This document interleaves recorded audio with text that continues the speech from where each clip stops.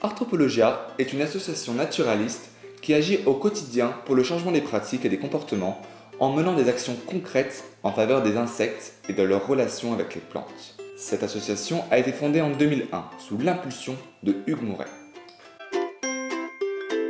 Dès lors, Arthropologia s'engage dans une sensibilisation du jeune public avec l'envie de faire germer dans les esprits de ses futurs citoyens l'envie d'agir pour la protection de la nature. L'idée de travailler sur les arthropodes n'est pas anodine. Ils constituent en effet un maillon indispensable de la chaîne alimentaire et entretiennent des relations étroites avec une multitude d'espèces végétales et animales. En les protégeant, c'est ainsi l'écosystème dans sa globalité que l'on respecte et préserve. L'enjeu est alors de lutter contre les menaces qui pèsent sur notre propre environnement, telles que la disparition des milieux sensibles ou encore l'homogénéisation des territoires. Dès 2003, un club nature est créé à Limonest avec pour ambition de communiquer auprès des jeunes générations. L'opportunité est alors donnée aux enfants de découvrir de manière ludique la nature qui les entoure. Un réel travail d'éducation à l'environnement est ainsi mené sur la durée. Très vite, une forte dynamique s'installe et un pôle administratif est instauré.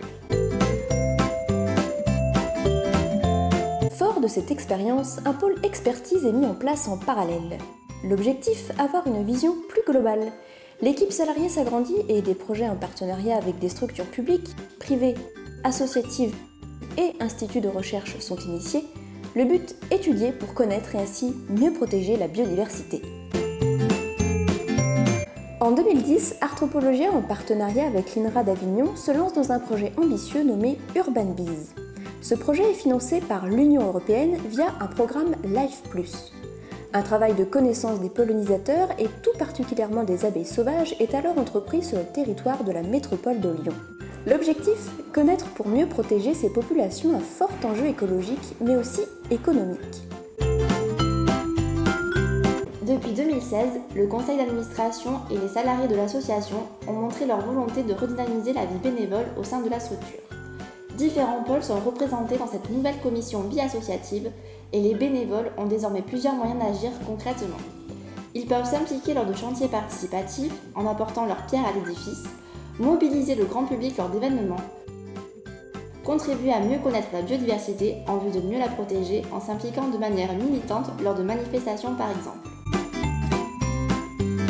De l'espace d'une chambre à celui d'un salon, puis d'un appartement pour enfin arriver à l'écocentre, l'association a bien évolué depuis 2001.